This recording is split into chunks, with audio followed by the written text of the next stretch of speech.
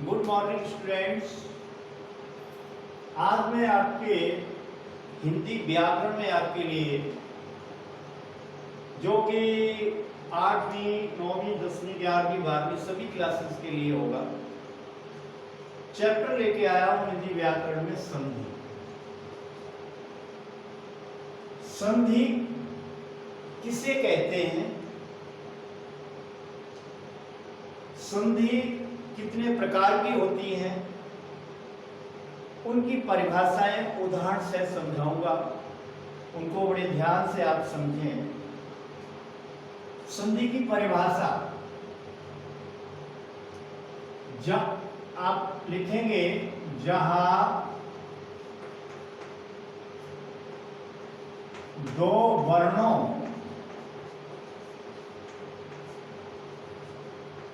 के मेल से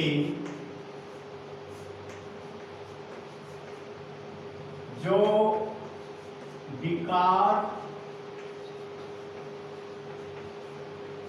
या परिवर्तन होता है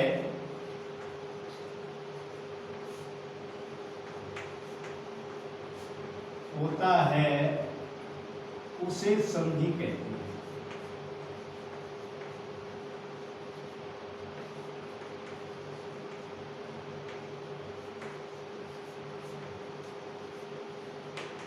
ये इसकी परिभाषा हुई, जहां दो वर्णों के मेल से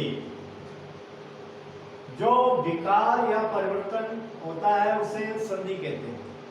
वर्णों के मेल से, वर्ण चाहे वो स्वर हो या व्यंजन हो, कंबाइंड दोनों ही आ जाते हैं। ये जनरल परिभाषा है संधि की। कोई पूछ रहा कभी संधि का मतलब क्या है, संधि किसे कहते हैं, तो यहाँ पर दो वर्णों का आपस में मेल होने से एक नई स्थिति परिवर्तित होकर के बन जाती है, उसी को हम संधि कह देते हैं। जैसे आप देखेंगे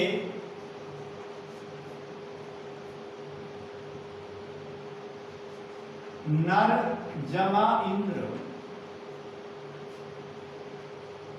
अब यहां पर देखेंगे नर, नर र में अ है एक स्वर। यद्यपि ये भी वर्ण है और ये भी वर्ण है, लेकिन अंतिम वर्ण ये है इसका, और इसका प्रारंभिक वर्ण ई है। तो इन दोनों वर्णों के मेल से क्या परिवर्तन आया, A plus E is equal to A बन जाता है। ये परिवर्तन आ गया। तो इस प्रकार से मिलाकर के शब्द बनेगा जाकर के नरेंद्र। नर जमा इंद्र, नर में अ प्लस इंद्र में ई, इन दो वर्णों के मेल से जो परिवर्तन आ रहा है वो ए बनाया जाकर के, तो इस प्रकार से शब्द बन गया नरेंद्र। इसी प्रकार से आप देखेंगे व्यंजन का भी उदाहरण देख लीजिए, वो भी वर्ण है, व्यंजन भी वर्ण होता है और स्वर भी वर्ण होता है। अब यहां देखेंगे जगत जमा ईश, यहां पर जगत त में त व्यंजन है और ई स्वर है, तो इस व्यंजन का इसके साथ मेल होने से ता का द में परिवर्तन हो जाता है। तो ये आपका बन जाता है ता की जगह द होकर जगदीश। तो ये आपकी संधि किसे कहते हैं, उदाहरण से की परिभाषा कंप्लीट हुई। अब प्रश्न उठता है संधि के भेद, संधि के भेद।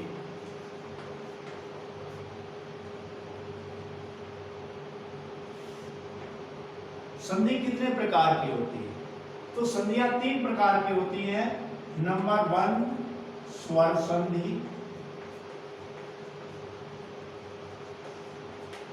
नंबर 2 व्यंजन संधि,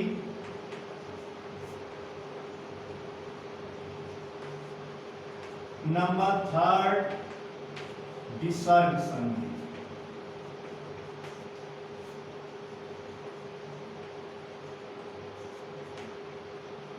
यानी संधियां जो है 3 प्रकार की होती हैं, स्वर संधि, व्यंजन संधि और विसर्ग संधि।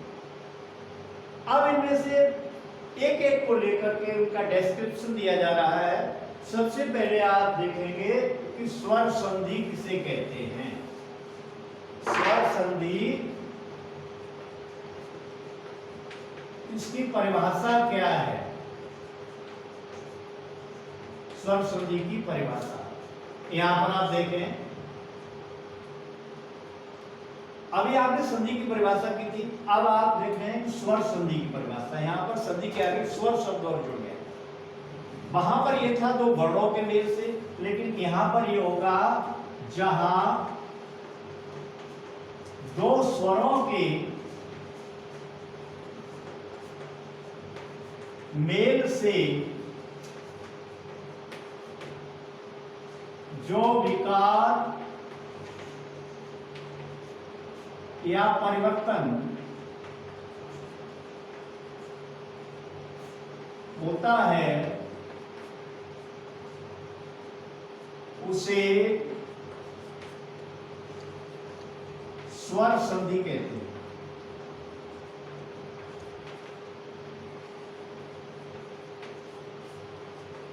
बहुत इजी परिभाषा है, केवल यहां पर एक शब्द का चेंज करना पड़ेगा। वहां पर संधि की परिभाषा में कहा गया था जहां 2 वर्णों के मेल से। यद्यपि संधि कॉमन वर्ड है, वो स्वर में भी आ जाता है, व्यंजन में भी आ जाता है, इसलिए वर्ण शब्द का यूज किया गया था। लेकिन यहाँ पर स्पेशली स्वर संधि में जहां 2 स्वरों के मेल से, यहाँ व्यंजन का नहीं होगा, इसलिए केवल स्पेसिफाई किया गया यहाँ पर स्वर शब्द। तो स्वरों के मेल से जो विकार या परिवर्तन हो जाता है। अब स्वरों के मेल से तो उसका 1-2 उदाहरण देखेंगे आप। जैसे ये कहा जाए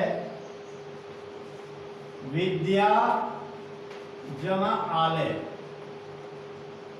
अब यहां पर देखें कि विद्या में बड़ा आ अंत में है और आलय में बड़ा आ प्रारंभ में है। तो यहां पर दोनों दीर्घ आ होने से एक ही आ रह जाएगा दीर्घ, तो ये बन जाएगा आपका विद्यालय। यहां पर स्वरों के मेल से ये विकार या परिवर्तन हुआ। इसी प्रकार से और भी एग्जाम्पल देख सकते हैं स्वर संधि का, कि स्वर संधि में किस प्रकार से परिवर्तन आता है। जैसे हम कहें ने जमा अन। अब यहां पर आपके इसके क्लासिफिकेशन जब किया जाएगा स्वर संधि को, तब ये एग्जाम्पल आएंगे। तो न में के बाद ए है और अन आगे है, तो न का ए जो है, ए का परिवर्तन हो जाता है आय में और आगे अन है, तो ये मिल करके नयन शब्द बन जाता है। तो इस प्रकार 1-2 एग्जाम्पल आपको दिए गए स्वर संधि के। अब हम देखते हैं तो स्वर संधि के भेद कितने हैं। हम चैप्टर को लेके चलेंगे स्वर संधि के भेद। स्वर संधि के भेद,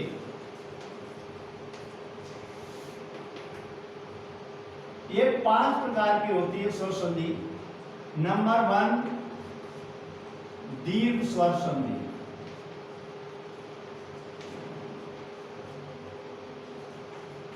नंबर 2 वृद्धि स्वर संधि।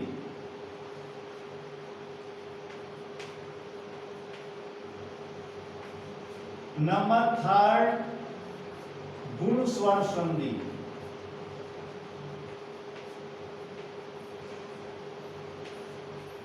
नंबर 4 यण स्वर संधि।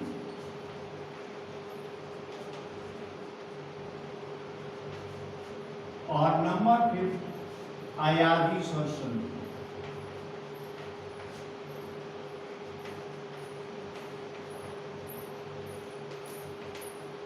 पांच प्रकार की होती है स्वर संधि।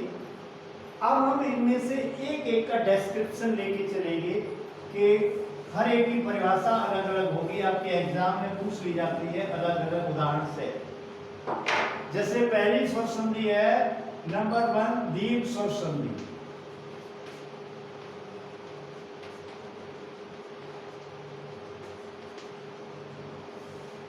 इसकी परिभाषा क्या होगी? जहां दो सवर्ण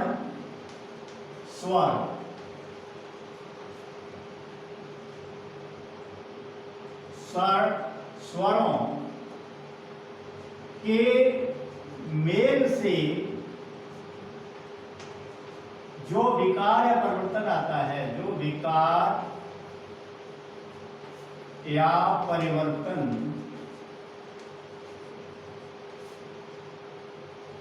आता है उसे दीर्घ स्वर संधि कहते हैं।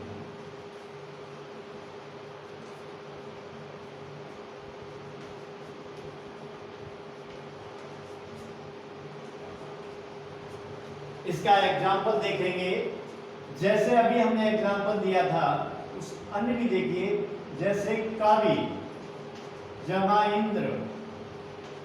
यहां पर कवि में E plus E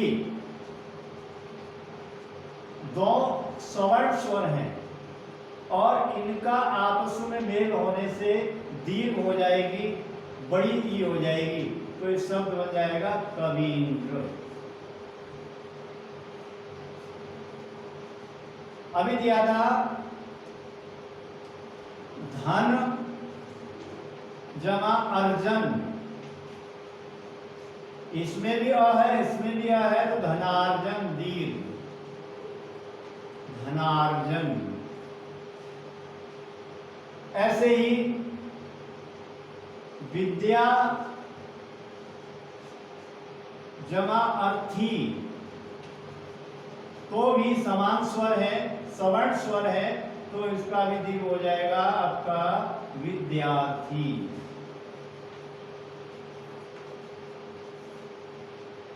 So many examples can be given by you, and consult your book guide. Different type of examples will be there. Now we come to the next sandhi, वृद्धि स्वर संधि।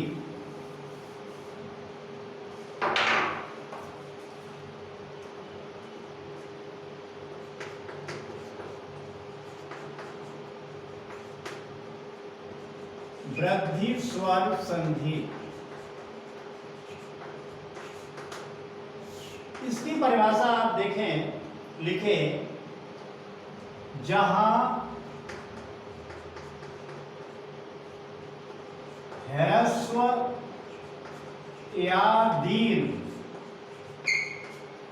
आकार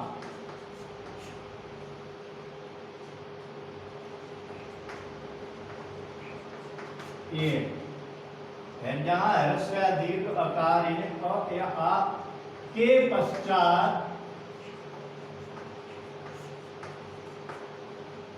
ए ओ आई औ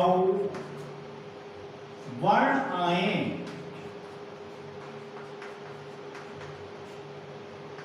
तो उन्हें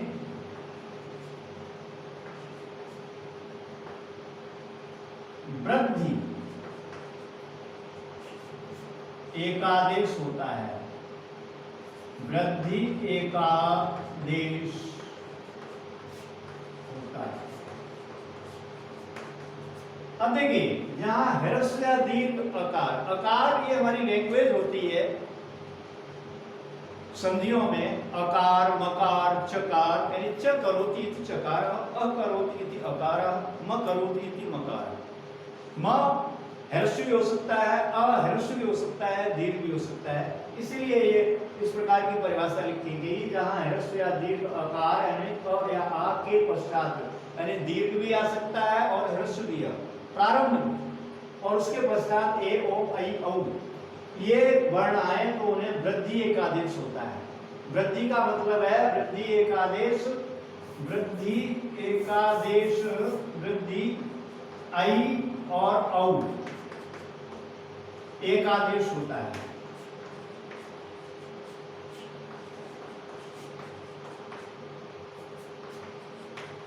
यहां पर आप देखेंगे चाहे ये आए तो भी ये होगा, ये आए तो भी ये होगा, ये आए तो भी ये होगा, ये आए तो भी ये।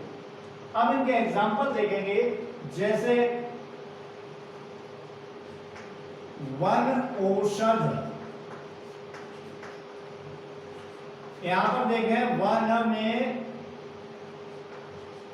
आ आया हुआ है और औषध में ओ है, तो यहां पर आप देखें अ और ओ मिलाकर के औ वृद्धि एकादेश हो गया। ये बन गया आपका वन औषध।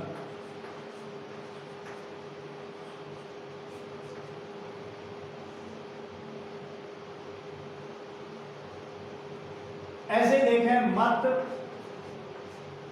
जमा ऐक्य, यहां पर मत में अ है और इसके आगे ए है और क्या, तो आ और ए होकर के ऐ, ये बन गया जाके मत ऐक्य।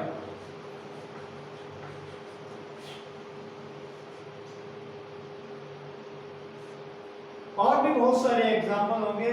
सदा जमा एव, अब यहां देख लीजिएगा कि सदा में बड़ा आ आया हुआ है और आगे ए है, तो आ और ए मिलकर के ऐ ही होगा, ये बन जाएगा आपका सदैव।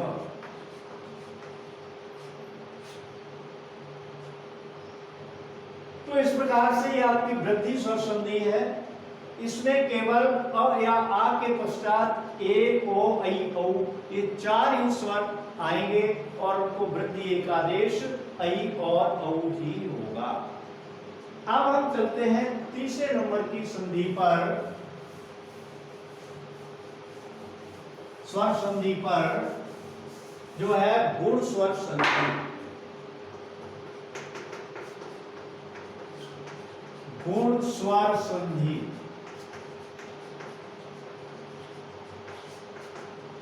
इसकी परिभाषा देखें, जहां ह्रस्व या दीर्घ आकार यानी अ या आ के पश्चात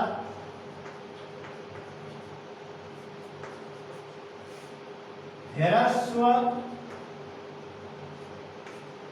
या दीर्घ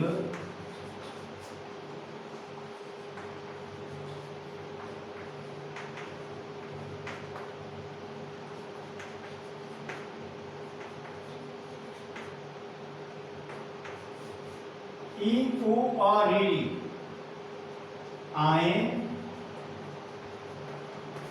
तो दोनों के स्थान पर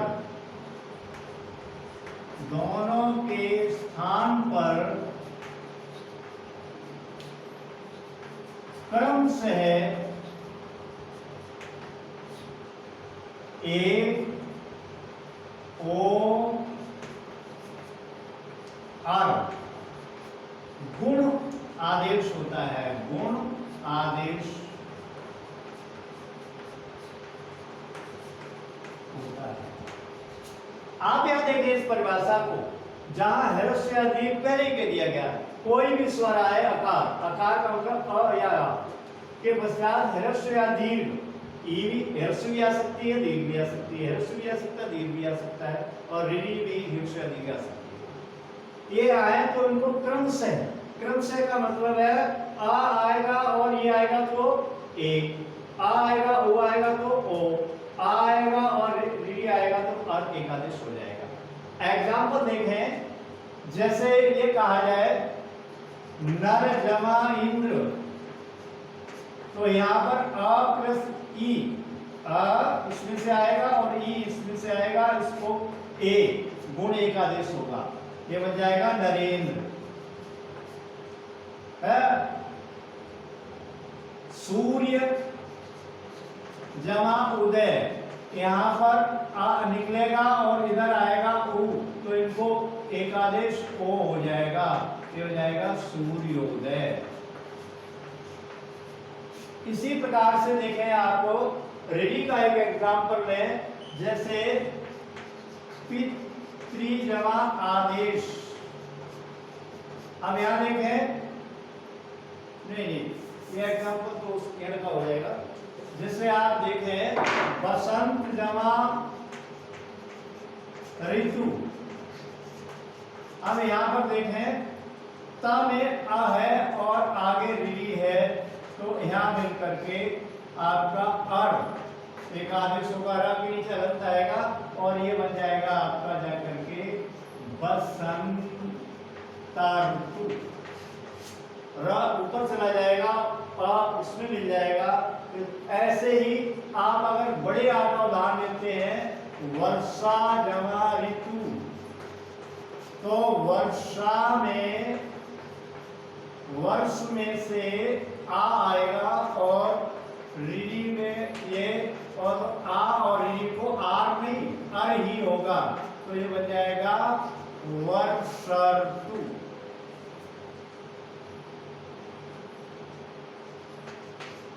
इस प्रकार के ये गुण स्वर संधि में आपके बन जाएंगे।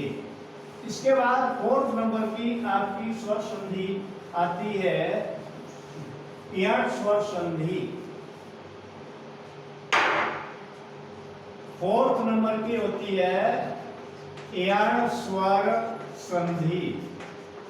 अभी आपने देखा कि गुण संधि का केवल रिवर्स है, उल्टा। इसका क्या है कि जहां ह्रस्व या दीर्घ ई उ ऋ के पश्चात कोई भी असमान स्वर आए,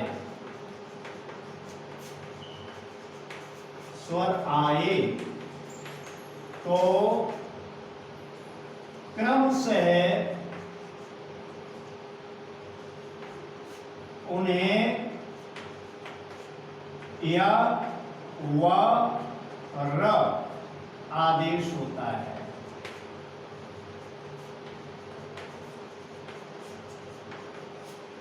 क्या समझ आया? जहां हर्ष का दीर्घ ई उ और ई पहले आए, गुण में बाद में आए, ये पहले आए, उनके पश्चात कोई भी असमान स्वर आ जाए। असमान स्वर ऐसा क्यों कहा गया है? असमान का मतलब अगर इसके ही जैसा आ गया तो वो आपका दीर्घ स्वर संधि में चला जाएगा, इसलिए असमान है, इसके अलावा कोई इसके समान ना हो ऐसा आएगा। देखना बेटे कितना टाइम हो गया? हो जाता है। जैसे प्रति जमा एक, अब यहाँ प्रत ई, इस ई के पश्चात ए असमान स्वर है, तो ई का यह आदेश हो जाएगा, आपका बन जाएगा प्रत्येक।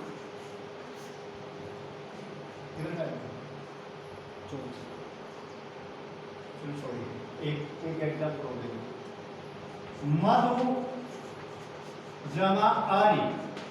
यहाँ पर मधु में उ आया हुआ है और